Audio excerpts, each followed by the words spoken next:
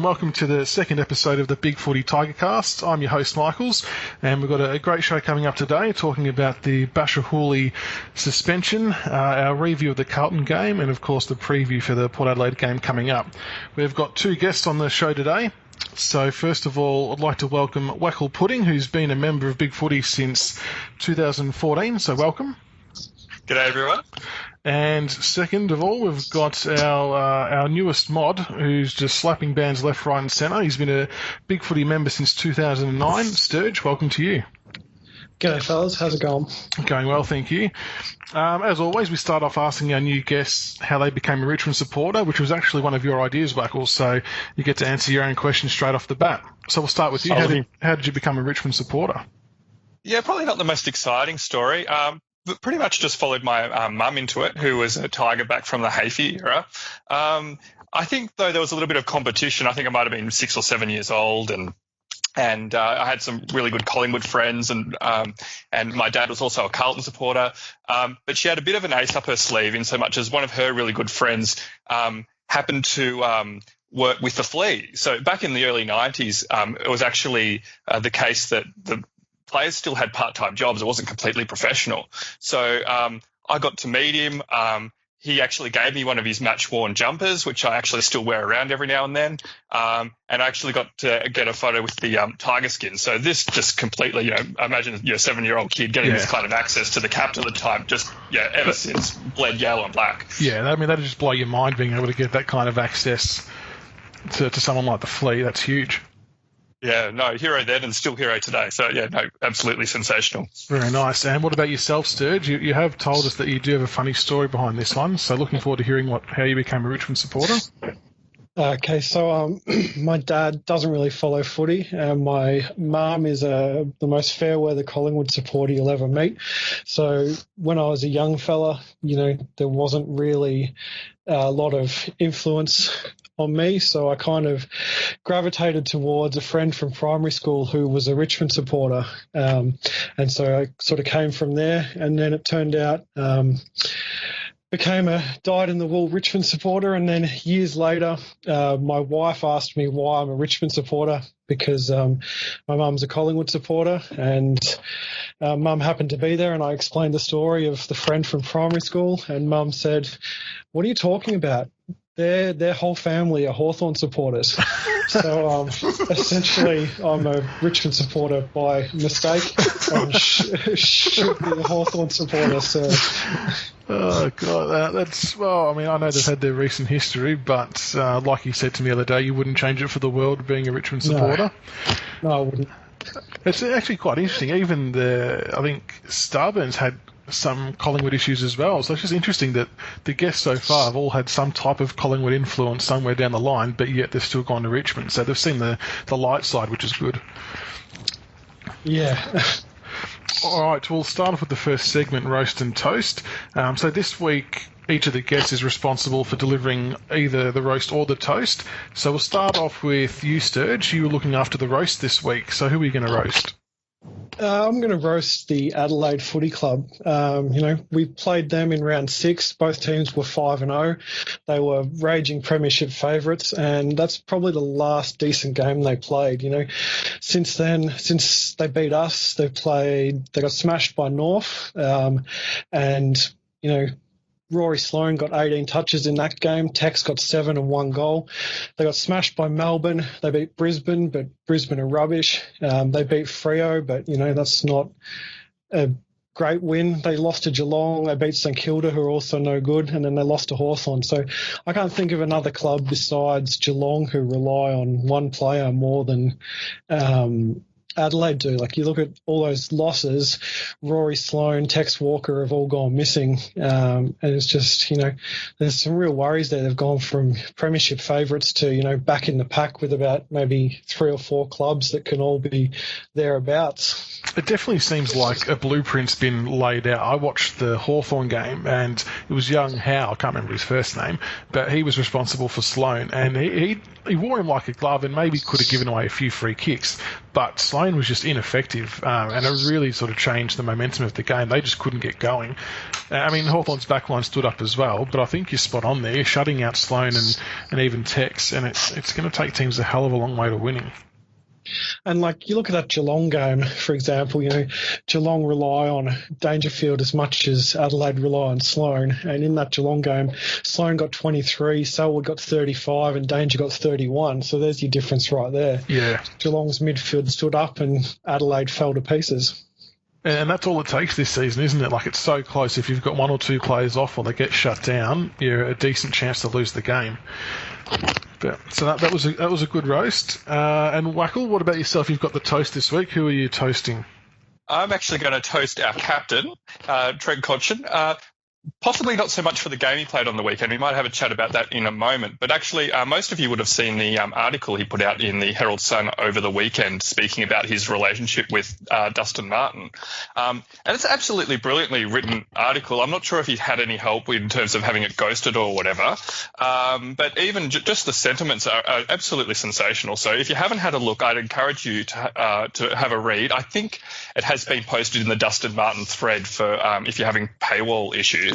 But really lovely insight into what football is, I think, in terms of it being an absolutely great leveller, not only for us as fans, where we come together every week and you might stand next to someone with a completely different background and yet you connect with them because you're all believing in this common purpose. It's the same with Trent Cotchin, absolutely straight-laced, with the kid from the other side of the tracks, and yet they've both made each other better people. And I'm just going to put it out there that Trent has been criticised for his leadership, and it's been suggested the club has been lacking in leadership. But I think looking at this article, he's the leader we've needed the whole time. I think he is. I think the biggest criticism for him was it wasn't translating onto the field. But this year, I think he's recaptured his 2012 form. He's having a stellar year, and that article was brilliant, and it is posted in that Dustin Martin thread. I think even a few posters said it brought him to tears. Whether they were telling the truth or not, we'll never know. But yeah, just to sort of see or get an insight as to how far Dusty's come is extraordinary. And there was even a post because it was his birthday yesterday, I think it was. And, everyone would have assumed, I can't remember who wrote it, but the poster said, you assume he's going to be out with Connors and Swanee and all that kind of stuff. But there he was at Trent's house with his kids, with a little tart with a candle in it. So he's just really brought him back down to earth, and I think it's helped us out immensely.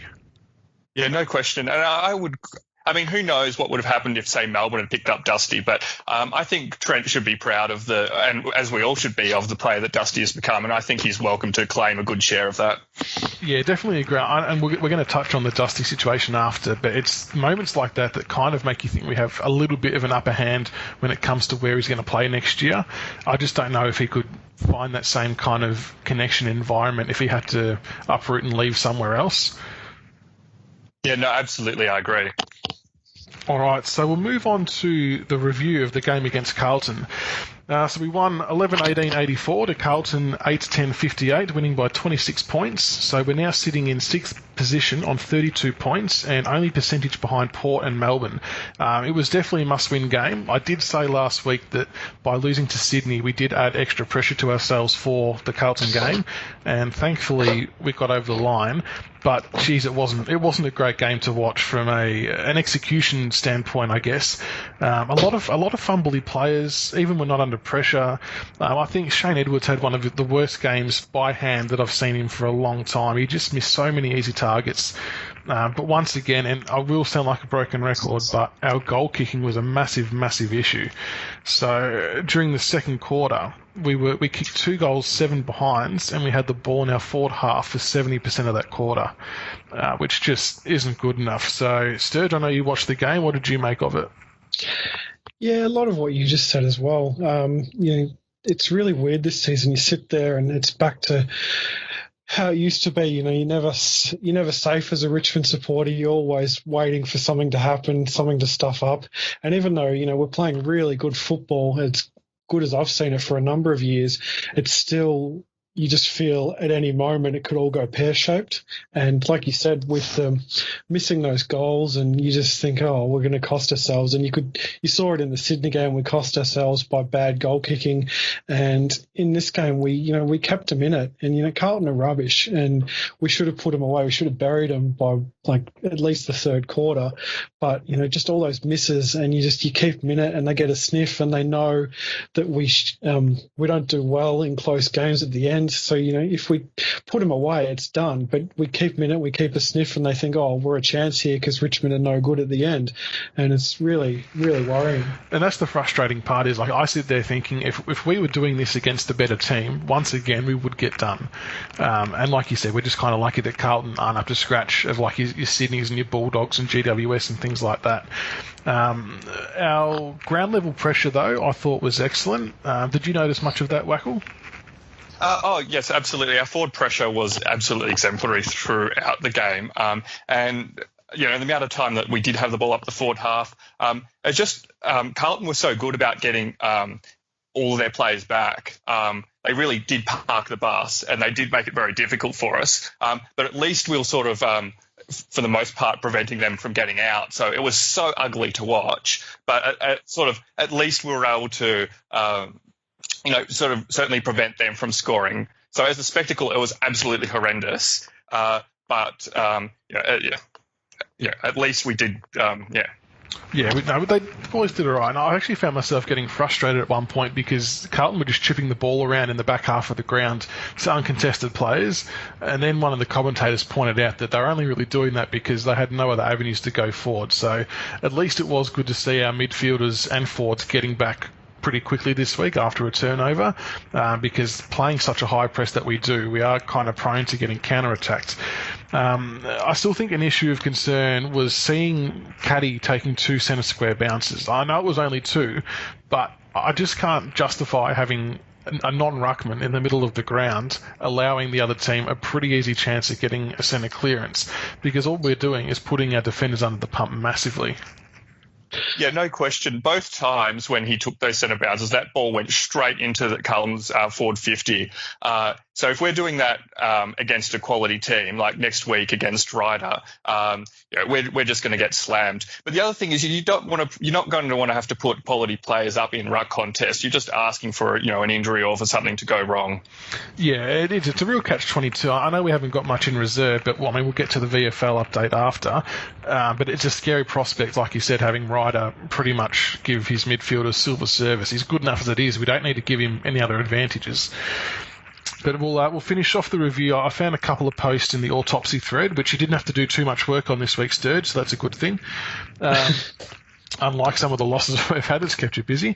So these 2 posts for me kind of summed up how I felt the game panned out as a whole. The first one was by JC12, which was, Jack looked like he wasn't satisfied with that, which is good. We let some big chances go, but just happy to get the win. And that was something that was very noticeable in the rooms after the game. And even Alex Rance, I'm not sure if it was exhaustion or if he just really was really disappointed in how we played, but he just wasn't enthused at all singing the song, which I like. I actually like seeing the fact that they know they should have done a lot better than what they did. I noticed that as well, as they're coming down the race, you saw blokes were laughing and smiling and, looking happy as you do after a win. But Alex Rance was front and centre and he looked like we had lost. He just was not impressed at all. It makes you wonder what was said behind closed doors, especially from him being a leader of the team, whether he maybe sort of stood up and addressed the group, but he wasn't happy. And the second post that I noted was from Gastev's Beard, which was overall played pretty well, aside from wayward kicking. Should have put them to the sword by half-time. It was vintage Richmond in that it wasn't really over until about the 26-minute mark of the last quarter. Shouldn't have been the case. And that comes back to what you guys were saying before. It really should have been over at three-quarter time at best. But to leave Carlton in the game, being such a young team with confidence, was dangerous. And, yeah, as we all know, being Richmond people, it really isn't over until the final siren's gone. We'll move on to some topics to discuss. The first one, and this is probably going to get it brought up multiple times throughout the year, but Dustin Martin and his contract status. where will he end up? I suppose our initial offer, which was around 800,000, I think they reported, was pretty low ball, but Dan Richardson is pretty renowned to do that. But then now we've got people like the Kangaroos coming in over the top with $1.2 to $1.4 million a year. So I'll put it to you, Sterge. Do you think he's going to leave for that kind of money, or do you think we have it, have the ability to keep him? Well, like you said before, he's, especially with all the Cotchin stuff and that, whether that was something that Trent approached Dusty and said, I want to write this article, or whether they're trying subtle ways to make him realise how much he loves Richmond, who knows? That's only the club really knows that. But I think as long as we make finals and our offers, a ballpark of some of the other offers, you can't really see why you would leave, unless he gets a really big offer from a club that's, a good chance of winning a flag. But the clubs with good chance of winning a flag don't have the money to try and to give offers like that. So, I can't see him making a sideways move or backwards move to places like North or Essendon for, a couple of extra bucks. If the money's reasonably the same, I think he'll stay. Yeah, I agree. I think we're smart enough not to go two unders, but yeah, I'd be devastated if he went to the Kangaroos. That would just rip me apart because they're not going anywhere. I'd like to think we're a little bit ahead of them in terms of list development. But the only thing that's got me concerned is Dusty doesn't really have any prospects after football. He's not going to get into commentary. He's not going to get into newspaper writing or coaching or anything like that. So he kind of really does have to cash in this next contract. And then you hear sort of reports coming out from Hawthorn saying that they could have a war chest of up to $2 million after Sam Mitchell and Jordan Lewis left, and the possible retirements of Hodge, Gibson and Burgoyne. I mean, I don't think they'd obviously throw the full $2 million at him, but if they can even offer 1.5, 1.6, they're the kind of team that'd do it, and they're pretty stealthy like that. And they have a proven track record. They're always thereabouts, and you can't argue with them as much as you hate them. You can't argue with their ability to win flags. So, Yeah, it's definitely the crazy offer that worries me. I think if we're even vaguely in the ballpark, I think he will stay. I think he does value things like loyalty and the friendships that he has. But, if someone's throwing, $1.6 million in front of your nose, I'm not sure that we do have the capability to match that, or even whether we should. And it's, that kind of offer that could sort of break all of our hearts. Yeah, and that's the other thing we've got to be wary of. If someone does come in with a big offer of like that 1.6 you were saying, if we happen to match it, what kind of repercussions will that have on the rest of the playing group? Because a lot of those players no doubt would have taken some type of pay cut along the line to draw in some better players, and then if this happens, it really just undoes everything. And, blokes like Dion Prestia get enough from the Richmond supporter base now. Imagine what he's going to get next season if Dusty walks, and people are going to be blaming people like him for coming in on a decent contract, and they'll say, oh, that cost us Dusty, or, Yeah, well, I fear what will be said if he does leave. But at the same time, you kind of can't blame him. Like, it would be no different if any of us were offered a massive pay rise from the same industry but at a different location. We'd probably all jump at it. But I suppose we've just got that bit more of an emotional connection being Dusty and being the Richmond Footy Club. The one thing it's kind of hard to get to possibly get across, although maybe we are, is that if he was to sort of stay a Richmond player for his career, I think he would be looked after in a way. I'm not talking about silly payments under the table or things like that, but there would be people around the club that would keep an eye out for him and make sure that, if he did fall upon hard times, he would have, there would be plenty of Tiger supporters who would make sure that, he did have some sort of job. He was being looked after. Getting that sort of across perhaps is not so easy, particularly under salary cap rules and so forth. Yeah. The biggest club that does that exceptionally well for me is Geelong. The way they set up their players through property investments, I know they had the contacts with Costa in charge, but that was just a masterstroke to be able to not pay their players massive dollars on the salary cap, but still have them financially looked after to the point where they're happy to stay. Yeah, absolutely. And I think it's also helpful, like Dimmer encouraging him to have something outside of football.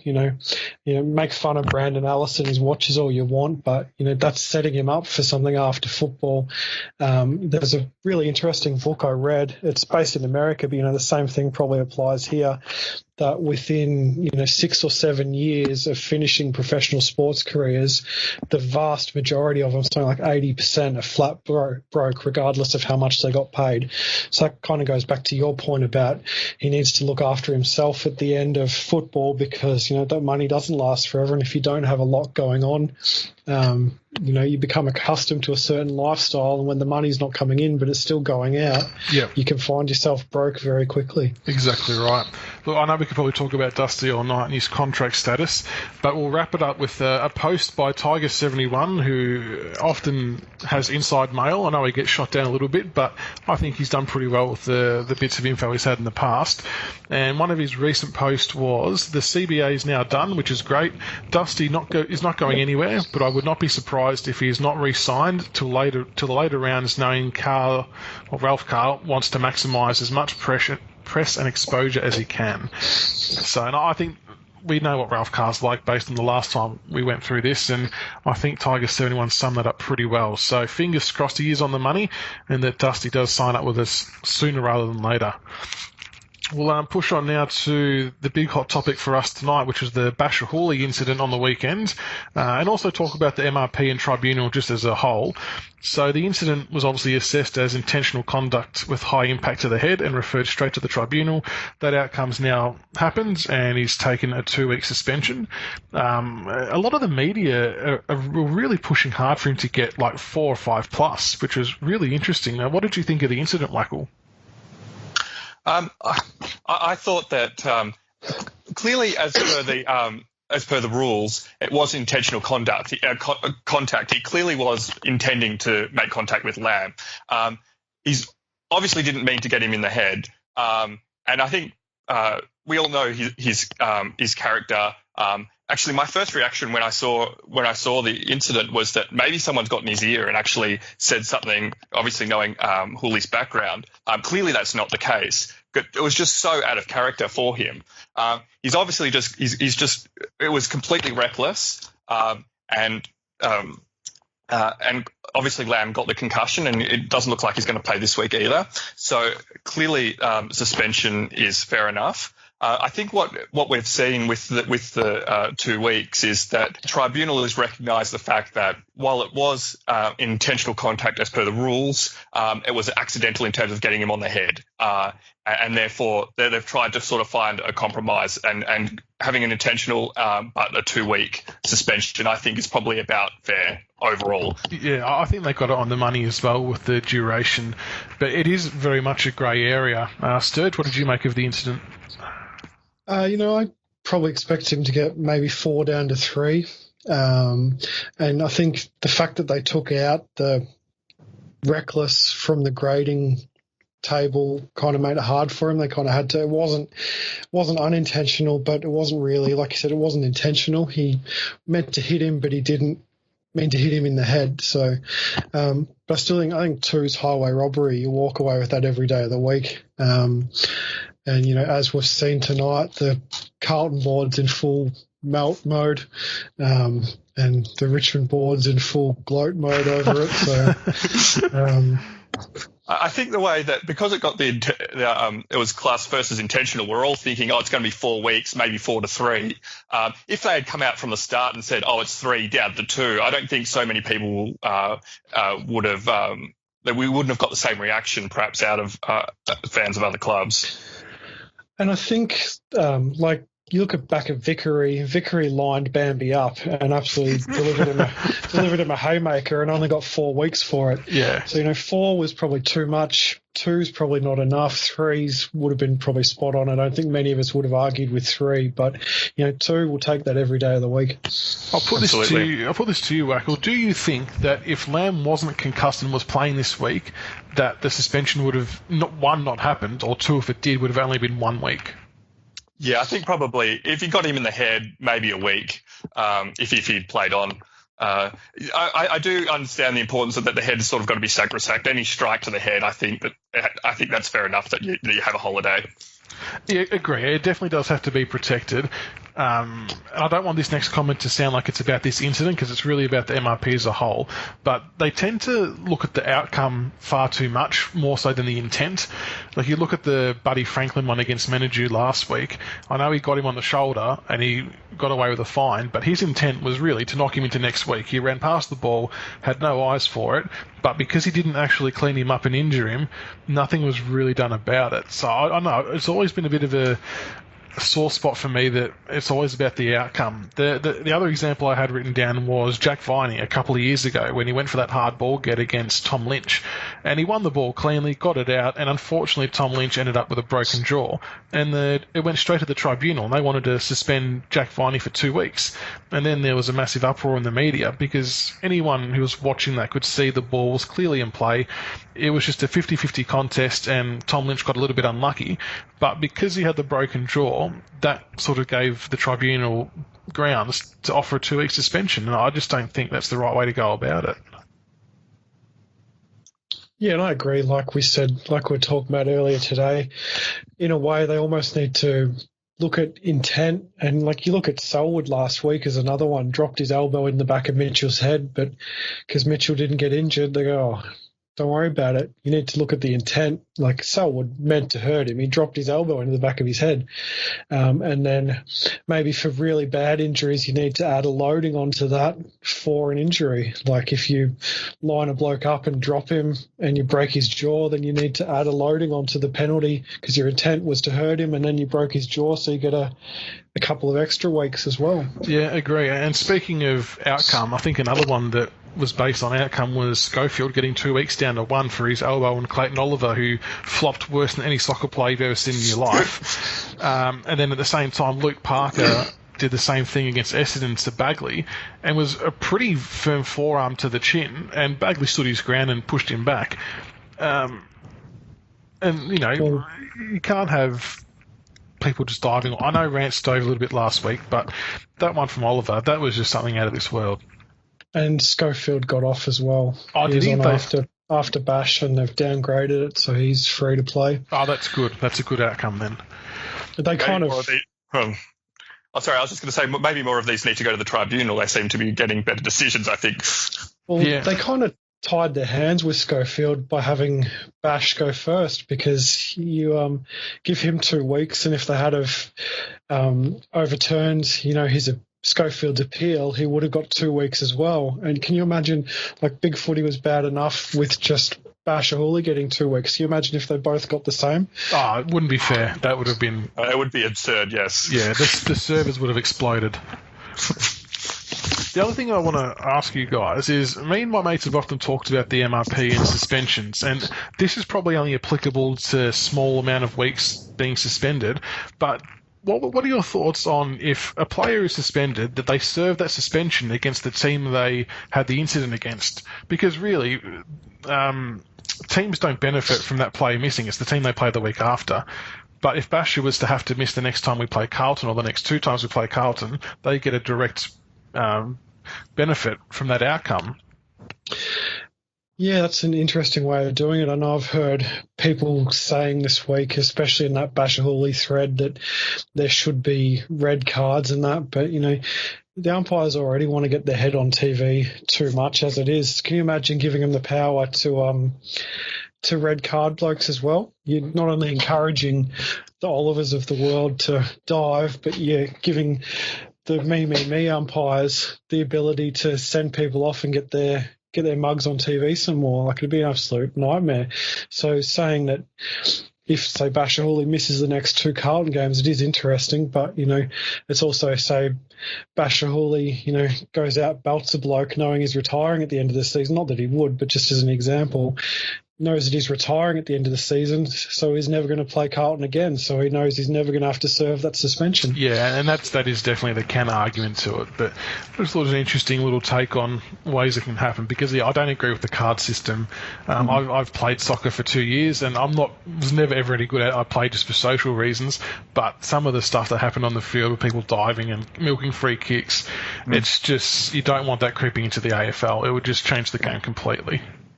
Yeah, every recent rule change we've had from the AFL has had all these unintended consequences, and I'm sure that bringing in cards would be absolutely no different. Exactly right. All right, we'll move on to the VFL update. So Richmond defeated the Northern Blues. We won by 84 points. That's put us up to 8th on the ladder, and we're one game off 4th spot. So similar to the AFL ladder, the VFL is equally as close. The Richmond listed goal kickers. We had Batchelor with 2, Chol with 2, Hunt with 2, Miles, Corey Ellis, Marrick, Vlosten, Jack Graham, Stengel and Townsend, all with 1 apiece. So it's a pretty good spread of goal kickers there. And Richmond players listed in the best, we had Miles with 38 disposals and 1 goal, Townsend, Hunt, Broad and Batchelor. Miles has been playing extremely well from all reports in the reserves, but just can't get a look in. Do you think it's time to bring him in, Sterge? No, I've been reading the back and forth, if you can call it back and forth, about Miles and Prestia today. But who does he replace? I know he came in a couple of weeks ago and he didn't really set the world on fire, did he? So I know he's banging the door down, but it's kind of one of those tough ones of where do you fit him in? It is. The one I'd be tempted to bring him in for is perhaps Edwards. I certainly wouldn't have him in ahead of Prestia, but perhaps Edwards could probably just do with a game in the VFL, just find the footy, find some touch, and maybe give Miles, because Edwards is an excellent sort of clearance player. We've got the small forward, so we don't need really Edwards to play that role so much at the moment. Maybe just give us a bit more depth in the midfield, particularly against a team like Port. Yeah, that could definitely be the case. Because the other player I had down to come in was Stengel potentially, but I think your point's right that we don't really need him as a replacement of Edwards. It would have to be a replacement of one of the other small forwards because we're already too small as it is. So it will be interesting to see what changes come out of that game. Unfortunately, Stevie Morris hurt his hamstrings out for 6 weeks, and despite all the crappy cops on the board, he actually started to play a couple of good games. And Ben Lennon was obviously a late withdrawal from our initial squad last week. He's out for 2 weeks with a hamstring, and I think a lot of us thought he was pretty much in line for a call up just to give us some more balance with some hide up forward. So that's a bit disappointing for him. Any other changes you think we might need to make this week, Wackle? Yeah, I think, I think we really need to give Nank a bit of a chop out. So although he wasn't sensational, I did catch some of the stream. I'd be tempted to bring Soldo in, take some of the pressure off Nank, stop this situation where we've got someone like Caddy or Grig taking ruck contests. Although Soldo doesn't take too many marks around the ground, he would at least free up Nank to do that. Allow Nank to spend a little bit of time forward, and also it gives us that sort of option to kick out along the line, through, particularly late in games where we're struggling to sort of hit targets, and particularly in the Sydney game where I think we had a lot of turnovers late just because we had no one to kick to. So I'd bring in Soldo, or I don't think there's really any other option, but definitely another tool. I agree with Soldo. I know the Western Bulldog game he played wasn't up against proper ruckman, but around the ground when the ball's kicked in the air, he was crashing packs, he was bringing it to ground, and that's all we kind of need him to do outside of rucking. No one expects him to set the world on fire, but I think it is a bit of a win-win because Nank playing forward kind of helps solve our centre-half forward issues because he can take a grab, and he is quite good at ground level and helping out the smaller blokes, so I wouldn't be against seeing that. The other change, though, is obviously Houli being out. Sterge, who do you think comes in for Houli? I didn't see a lot of the VFL, but surely Vlosten would be almost a like for like. I know he's been out for a while, and from what I've read, he didn't set the world on fire, but surely you need that kind of running half back to come in to replace Houli. I'd agree on that one. He wasn't playing that well, but he did sort of work his way into the game as we went along, and I think potentially could be a good matchup for Gray. My only concern is that Houli is pretty much our main link-up play between the arcs when we counter-attack. So we just need someone to make sure they can step up into that role. I'm not sure if Loston's got the tank or the skill set to pull it off as much as Houli does. But maybe even that could be a role for Short to push up the ground and maybe be a bit more of a hit-up inside 50 player. But that's going to be interesting to see how that pans out. We'll move on to Fire Away. So we still had some questions left over from last week. These two are kind of very similar, so we'll just roll them into one. The first one was from Stevie Tigers, which was, who do you feel we should target to help us take the next step as a side? And then Kay's also posed a similar question, saying that the team's obviously stepped up this year with massive emphasis on defensive pressure and 1%ers, especially in the forward half. Do we think that if this game plan is firing across all four quarters and with our current list, that we can be true contenders, or are we still missing a few key cogs in the lineup? So what kind of player or players do you think we should target in the off-season to help us out, Sterge? Good questions from Stevie and KZ. There's not really a great centre-half forward out there, is there? Like, this is something we should have been thinking about a couple of seasons ago, rather than, I know it's easy to say in hindsight when you see that, Griff's injured, Hampson's injured, Marrick's back shot, but not really a perfect tall forward to go after, is there? There's, a bit part that will maybe help out for a couple of years, like a Reed or even a Casbolt. And, watching Casbolt on the weekend, I know he's had his problems with goal kicking before, but if he was playing for Richmond on the weekend, he would have been our best shot at goal. We were that bad. So, and in regards to what Kays was saying about, how are we doing, we are doing a lot better as a team. It's just the frustrating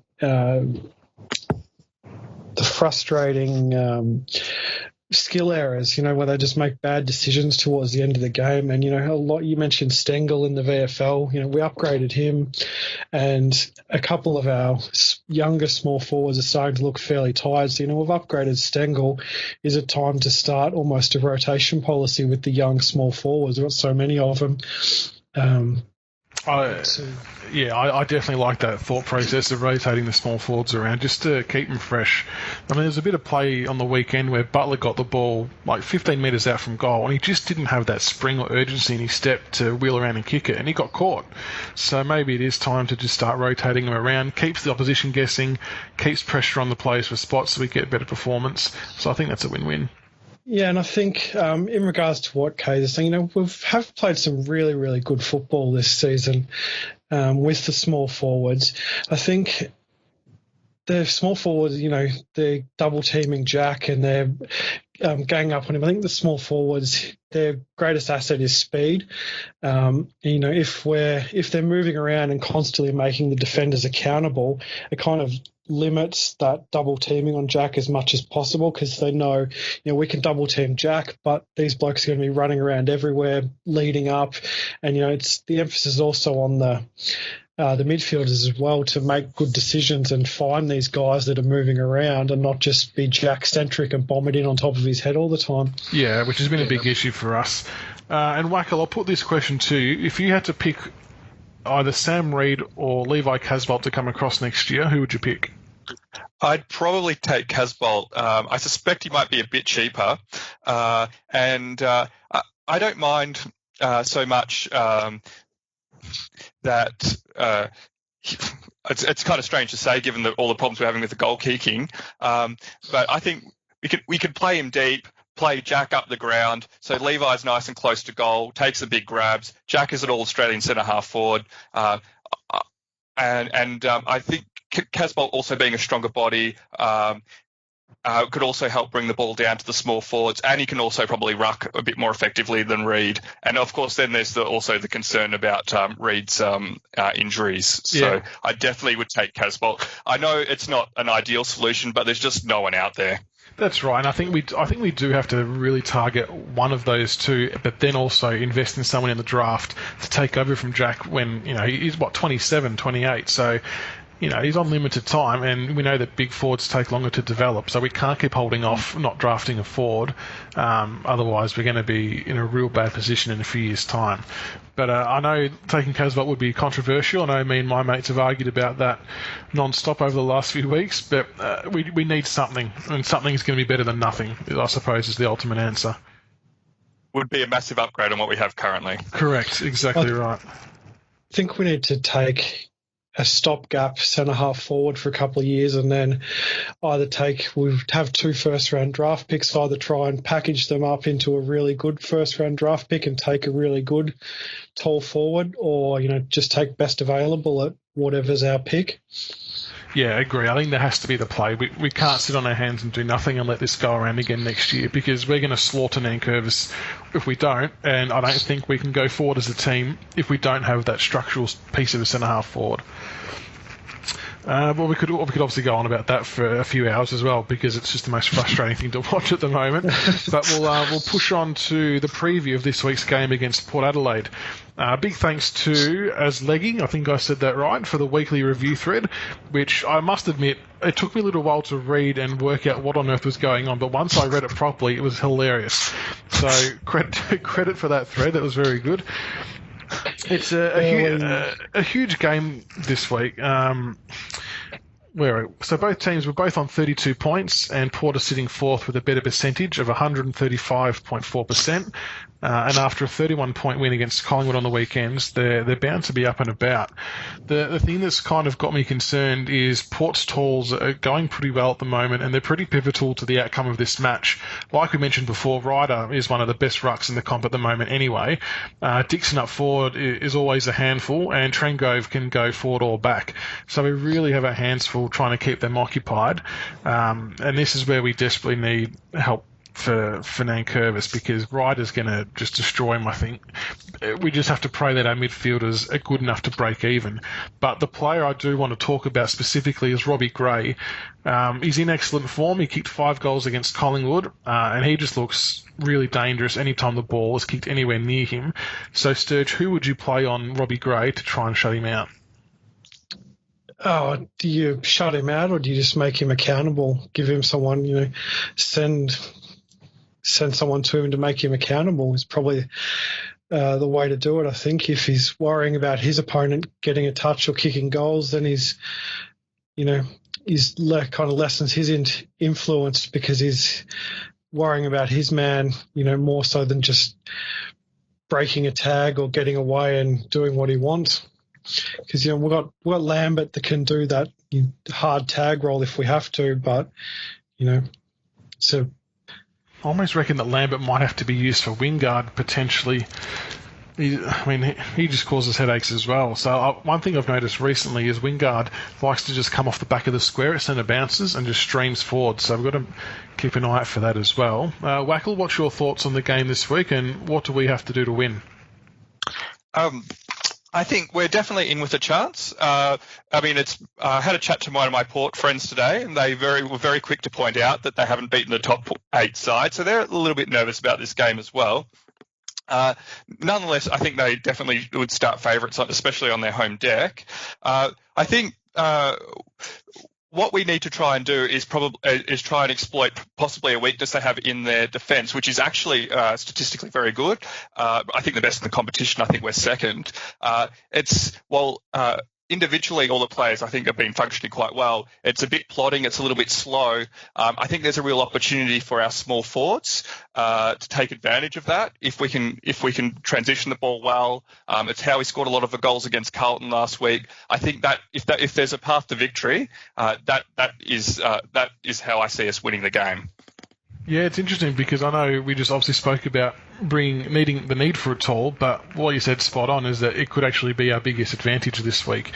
Sterge, last time we played Port, Ebert done a real number on Dusty, one of the very few players who held him. Do you expect that to happen again? No, I think Dusty this season is a different beast to previous Dusty. He has floated in and out between games, but overall he's been exceptional this season. So, that's another thing for Port. Do they send someone to play a hard tag on Dusty, or do they, make him accountable again?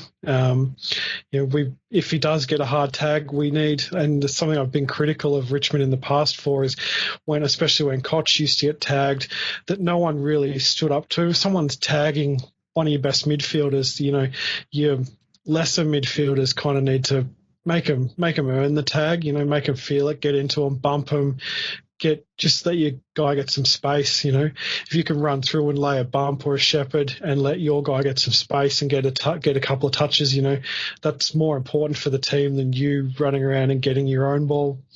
We have been traditionally very poor in that part of the game, and you're right, it's so important to do. If someone's got copping a hard tag, go and fly the flag for them. In terms of matchups, one of the big ones I think that's going to help determine the outside of the game is Asprey on Dixon. I don't think we're going to send Rance to him, because we do like to have Rance sitting off and not playing on the best forward, so he can come in third man up and do his rebounding stuff. Asprey's had a really good year. So, Wackel, do you think he's going to be able to take Dixon all right? I think absolutely. I think that Asprey has been the equal of Rance in his stopping ability, in taking intercept marks, in preventing his opponent from taking them. And I'm quite more than happy for Asprey to get first crack at him. And I think he's the kind of player, Dixon, that you can sort of get in his head a bit. So if Asprey gets a good start, and I have every faith in him that he can, Dixon can fade out of games. But, of course, we do have always Rance up our sleeve if that doesn't quite work. How nice is it having that kind of ace sitting up your sleeve? I think that Dixon is going to be a threat, but I'm kind of hoping that we can force him up the ground a little bit more, so Rance can just sit in the defensive 50 and just chop everything else off. Because I think if we can get him out the way, Rance should be able to nullify Robbie Gray, despite who else is manned up on him. So I think that's going to be a key matchup. And the other one from a Port perspective is Rewalt versus Jack Hompt, if that's how you say his name. Rewalt just has to get on his bike this week. There's no other way around it. He can't stand there and put his hand up and ask for the ball to be kicked on his head. How do you see that matchup playing out, Sterge? Yeah, you're right. He needs to move around, and it also comes down again to our midfielders being smart when they're delivering the ball. And that's been one of the main criticisms this season. They kind of, for periods, will be really smart. We'll look at other targets. We'll, get it into the forward 50 really well, and then we'll just revert back and just start bombing it in and just doing really stupid things, and it just comes straight back out. So, and also comes back to my point before about the rest of the forwards making a defender accountable, so that, the other guys can't just zone off and double team, triple team Jack and know that he's never going to get the ball, because they need to be worrying about their own guy rather than just running over and getting an intercept mark. Exactly right, and we look $1 million when we lower our eyes and move the ball forward methodically, but you're right, we just revert back to our old habits of bombing it in there far too quickly, and we're realistically not a great chance to take that kind of a mark. But I feel like we back ourselves as a bit of a stoppage team in the front half to generate goals that way, but I just don't know if that's a high percentage play when you can be hitting up leading forwards. And yeah, I suppose the criticism I've had of Jack over the years is he'll get on a lead, but he'll often try and take the mark on his chest and then get easily spoiled. Taking the mark out in front is something you're taught at a very young age, and especially at the elite level, he should be just clunking everything out in front, and he'd be generating so many more shots on goal for himself. So hopefully he can get on his bike and get the better of him this week, because he's going to be pivotal to the outcome of the match. And we'll finish up with, we'll get a prediction from both of you. So, Wackel, I'll start with you. What's your prediction for the game in terms of margin and who's going to win? Oh, well, my heart very much says we'll get up in a close one, just to make up for all the ones we've lost. But I think I think we're definitely in it, but we've just struggled to get past 10 or 11 goals in most of the recent games. And over there, against a fairly well-drilled team, I'm just having trouble seeing us getting to sort of the 14, 15 goals we might need to get to win the game. So maybe Port might just have 2 or 3 goals on us, I think. Fair enough. That's good honesty from you. And what about yourself, Sterge? I agree with Wackel in a way. I think, the one area of our team we don't really have to worry about is the back six. But I just think the loss of Houli and, like you were saying, the rebound out of the back 50 is going to be hard to cover. So I think it is that classic 8-point game, and while it would be great for us to get a win, I'm not sure that we're going to have the cattle out there to get the win this week. It will be close, though. A couple of goals either way. Either way, well, given it's a Richmond Bigfooty Tigercast, one of us should pick Richmond, so I'll be that guy just to cover all bases. I think we're up against it a little bit for the reasons we outlined earlier, but we always travel well for some reason, to take away the elimination final, but generally during the season we're not too bad on the road, so I'll say Richmond by 14 points. But if we don't kick straight, we could quite easily lose by 40 or 50 points. That's the kind of game it's going to end up being. Yeah. Besides that Adelaide game, we haven't really been blown out in any game that we've lost so far. So, I don't see us losing by 10 goals or whatever. Port aren't Adelaide from round 6. They're all right, but they're not flag favourites. So I don't think we're going to get blown out. In every game but one, we've actually been leading in the last quarter. Yeah. We've just got to learn to hold on to that lead.